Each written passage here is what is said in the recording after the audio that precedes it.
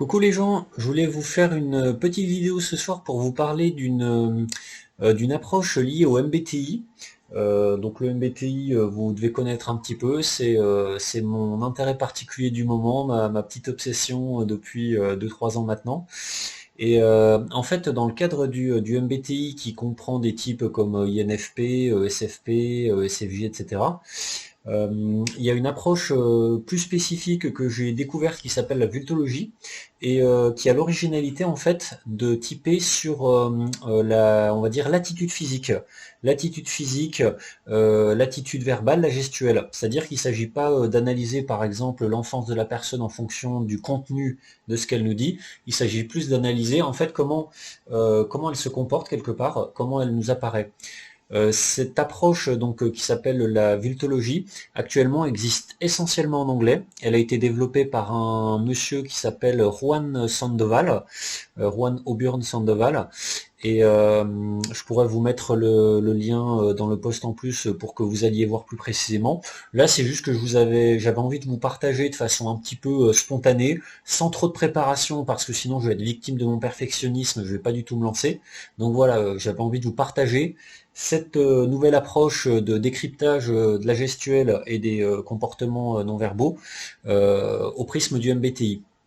Et donc les recherches de Juan Sandoval, ce qu'il a cherché à mettre en évidence et à montrer, c'est le lien donc entre l'utilisation, le fait d'être dans une fonction cognitive, une fonction jungienne, à un moment donné, et une certaine gestuelle, une certaine façon de se comporter avec les autres qui est associée.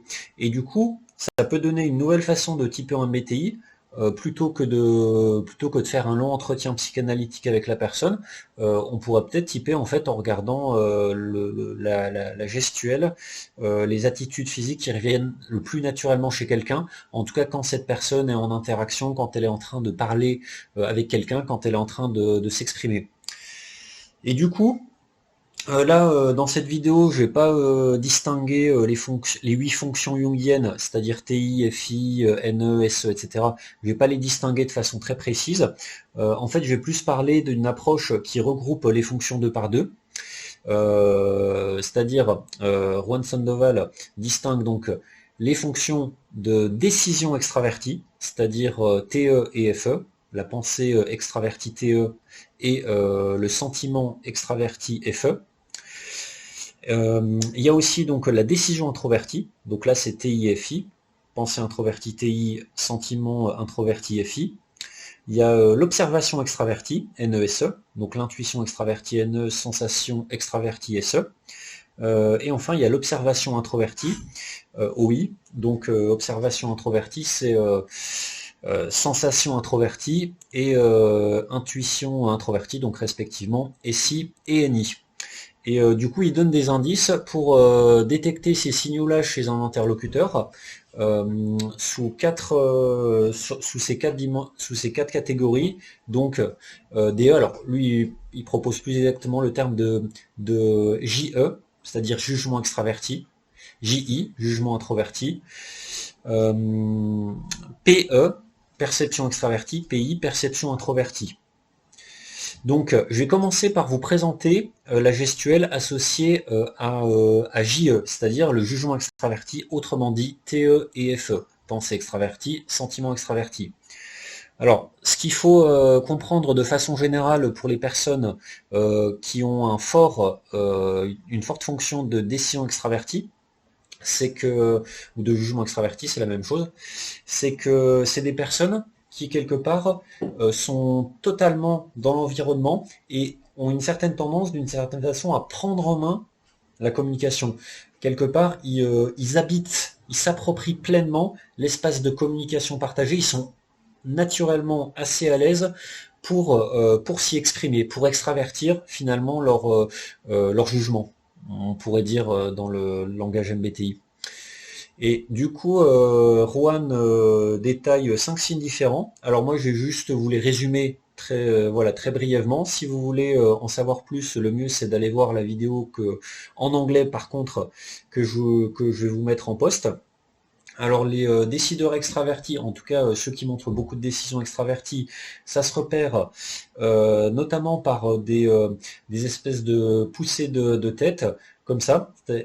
Ça peut aussi se repérer par des espèces je sais pas comment on pourrait dire, de secousses de tête. Euh, Quelque part, le décideur extraverti est assez expressif avec sa tête. Là, j'essaye de vous montrer un petit peu le type de mouvement que ça peut faire. Mais voilà, quand il prononce quelque chose, quand il affirme une opinion, là, un petit peu comme je fais, voilà, il est assez affirmatif, il n'hésite pas à, à faire des mouvements de tête qui indiquent qu'il est clairement pied et point dans la communication. Autre signe de décision extravertie qui va un petit peu avec, c'est les haussements d'épaule. Les haussements d'épaule, c'est un peu la même logique. Ça veut dire que c'est une personne qui est clairement dans l'expression, qui est à l'aise en fait pour extravertir son opinion, pour extravertir ce qu'elle pense de quelque chose. Et quatrième indice, c'est le ton de voix qui est globalement assez fluide, c'est-à-dire que les décideurs extravertis, en fait, ils ont une certaine facilité à s'approprier l'espace de communication partagé et à parler dans cet espace, et du coup, c'est des personnes, ou en tout cas, quand une personne utilise bien une fonction de décision extravertie, même si c'est pas sa dominante, son discours sera globalement assez fluide, assez, je dirais pas monocorde, mais en tout cas il y aura un ton assez stable. Ça sera en général plutôt assez agréable de l'écouter vu comme ça sera coulant. C'est pas toujours le cas avec d'autres types qui sont plus hachés ou plus hésitants par exemple. Et du coup, dernier signe, et pour moi qui est l'un des plus caractéristiques en fait du décideur extraverti, c'est les mouvements amples des bras, mais pas des mouvements amples qui sont dansants, qui sont un petit peu en jonglant. C'est plus des mouvements un peu décisifs, des mouvements de décideurs qui montrent que quelque part la personne est pleinement dans l'espace de communication et qu'elle n'hésite pas quelque part à prendre en main d'une certaine façon la communication dans l'interaction.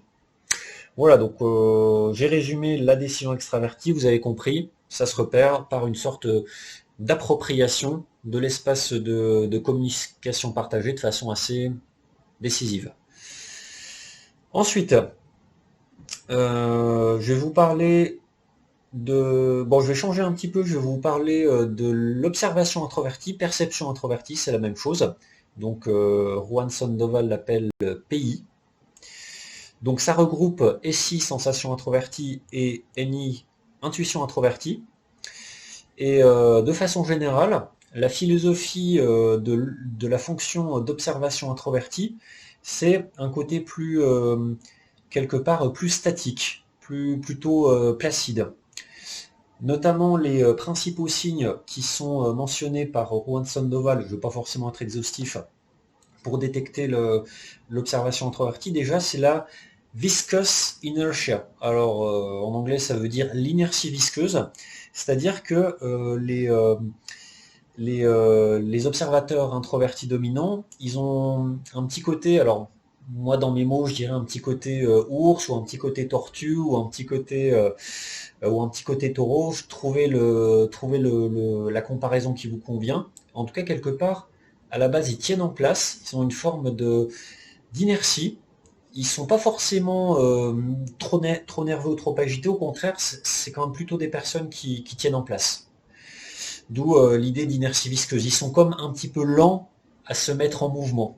Ils ont voilà, une sorte d'inertie avant de se mettre en mouvement, de prendre en main l'interaction. Il y a ça. Ensuite, il y a une tendance à avoir, alors ils disent searching scrolling, ce qui signifie en fait des froncements de sourcils pour indiquer qu'on cherche une information. Et en fait, pourquoi, donc là j'essaye de le faire, pourquoi en observation introvertie on fait ce type de froncement de sourcils, c'est que quelque part, on cherche à détecter l'information la plus précise possible pour pouvoir à la fois bien la saisir et bien la transmettre. L'observateur introverti veut être quelque part, il veut être précis sur l'information. il veut bien percevoir l'information de façon assez perfectionniste, d'où ce mouvement de froncement de sourcil où quelque part la personne est en communication, mais elle est en même temps dans sa tête à essayer de bien se souvenir ou de bien conceptualiser l'information. Comme autre signe, les observateurs introvertis peuvent typiquement avoir une sorte de petit mouvement de d'yeux et en partie de visage. Ça peut être par exemple comme ça. C'est des mouvements qui ont quand même une faible amplitude. C'est-à-dire que l'idée, c'est pas de regarder dans tous les sens en changeant carrément de position. Ça, c'est pas du tout de l'observation introvertie. L'observation introvertie, par contre, peut fréquemment avoir des petits mouvements où le visage va se tourner légèrement dans une autre direction. Il va regarder un petit peu dans le vide en quelque sorte, et puis ensuite il va recibler son interlocuteur, et il va regarder à nouveau dans le vide. Et en fait, pourquoi il fait ça, l'observateur introverti? C'est que quelque part, en même temps qu'il parle à la personne, il se remet un petit peu dans son monde. Et du coup, en regardant dans le vide, ça lui permet d'être un petit peu dans ses pensées, dans ses souvenirs. Donc, encore une fois, quelque part, d'être le plus concret, en tout cas d'être le plus précis, d'être le plus pertinent possible dans l'information qui saisit et qui transmet. Voilà les principaux signes qui peuvent permettre de détecter l'observation introvertie. Et oui, dernier signe important, l'observation introvertie, quand elle est forte, elle se détecte notamment par le fait, ce que j'ai dit, que le périmètre de mobilité du regard est finalement assez faible. L'observateur introverti, globalement, il tient en place. L'observateur introverti, il a le regard qui peut errer, on va dire, par-ci, par-là, par-là, par-là. Pour comparer, j'en parlerai tout à l'heure, l'observateur extraverti, lui, son regard a un champ beaucoup plus large. L'observateur extraverti, il peut facilement laisser traîner son regard totalement à droite parce qu'il y a peut-être des trucs intéressants. Il peut regarder son pied, puis oh, il y a peut-être un truc intéressant par la fenêtre. Enfin bref, une personne qui a un regard très mobile, c'est observation extravertie. Observateur introverti, à l'inverse, c'est déjà plus limité comme champ de regard. Ensuite, justement, autant profiter de la transition vers PE, perception extravertie ou observation extravertie, c'est la même chose. Donc ça regroupe deux fonctions, sensation extravertie SE et observation intuition extravertie NE. Donc sensation extravertie, la perception concrète de choses présentes, et intuition extravertie, c'est la perception plutôt abstraite de ce qui pourrait se passer dans le monde autour de nous. Et du coup, de façon générale, l'observateur extraverti, en tout cas la fonction d'observation extravertie, elle se détecte fortement par une sorte de mobilité dansante. Alors ça peut paraître un peu bizarre dit comme ça, mais contrairement à l'observateur introverti dont j'ai indiqué qu'il avait un petit côté inerte, l'observateur extraverti, lui, se détecte par le fait que naturellement, il ne tient pas trop en place. Enfin, il peut être évidemment adapté en société, mais en tout cas, pour une personne adaptée en société, il a un côté très mobile dans sa gestuelle, dans son regard, et dans son verbe, dans ses expressions du visage, etc. Sans être exhaustif, les signes de l'observation extravertie, ça inclut notamment une sorte de mouvement de fond, comme si le corps était toujours un petit peu en train de danser. Voilà. Là où l'observateur introverti était plutôt inerte, l'observateur extraverti, on remarque qu'en même temps qu'il vous parle, là c'est un petit peu ce que j'essaye de reproduire, il y a une sorte de mouvement de fond, de roulement un petit peu comme une barque sur les vagues qui tangue au fur et à mesure. De la même façon, la gestuelle des mains de l'observateur extraverti est assez dansante. Il y a quelque chose d'assez fluide dans l'observation extravertie. Et on peut le contraster ça avec le jugement extraverti. Le jugement extraverti, c'est des gestes qui sont globalement plus droits, plus affirmé, plus décisif en un sens. Là où l'observateur extraverti, c'est des gestes moins décisifs, au contraire, c'est plus dans la fluidité, il y a un côté un petit peu dansant, un petit peu artistique, pourrait-on presque dire. Et ça, voilà, ça se voit dans cette gestuelle plutôt dansante. Aussi, l'observateur extraverti a tendance facilement à, euh, à faire de grands yeux d'étonnement, parce qu'il a le visage assez mobile et il aime bien percevoir des trucs qui sont intéressants, qui sont peut-être étonnants, surprenants. Et assez naturellement, l'observateur extraverti, pour montrer son émotion face à une information nouvelle, il fera de grands yeux. Voilà, je le fais peut-être mal, mais en tout cas, il peut avoir un visage assez animé, assez expressif de ce côté-là. Et voilà, j'ai pas été très exhaustif pour l'observateur extraverti. Il doit y avoir quelques signes que j'ai oubliés. Mais voilà en tout cas pour l'essentiel. Et du coup, pour passer à la dernière catégorie de fonctions, donc la dernière catégorie, c'est la décision introvertie.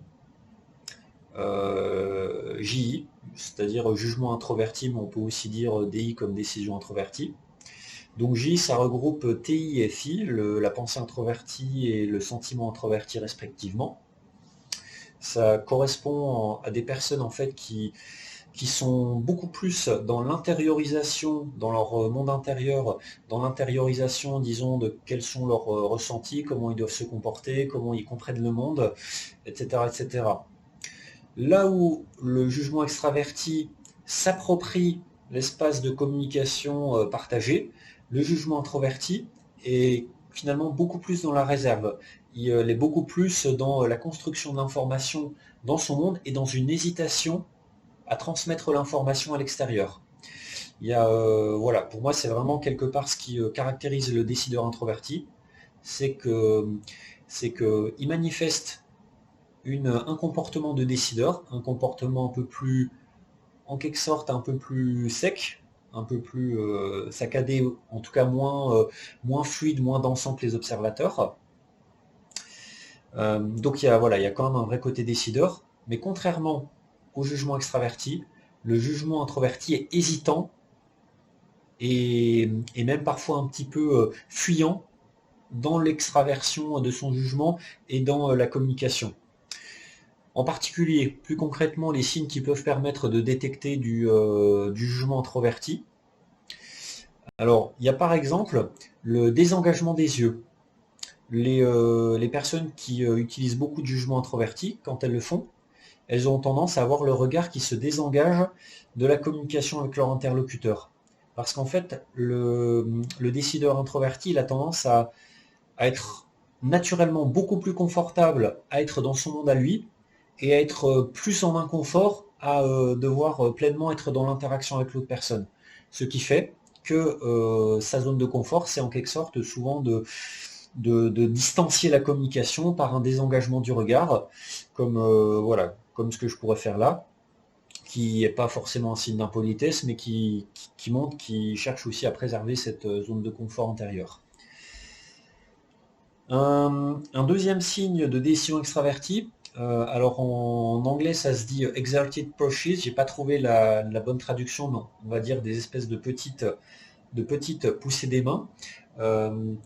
C'est pas aussi affirmé que le décideur extraverti qui peut être plus ample dans ses gestes, mais chez le décideur introverti, il y a des petits gestes plutôt secs, donc quand même des gestes de décideur. C'est comme si, avec ces espèces de poussées que je fais là, le décideur introverti veut exprimer quelque chose, il veut révéler quelque chose, son opinion, sa pensée, son sentiment. Mais en tant que décideur introverti, il ne veut pas non plus prendre tout l'espace, il se permet pas non plus de totalement s'étaler. Donc, il fait un geste pour montrer qu'il exprime quelque chose, mais de façon également plutôt contenue. Ça reste restreint pour une expression.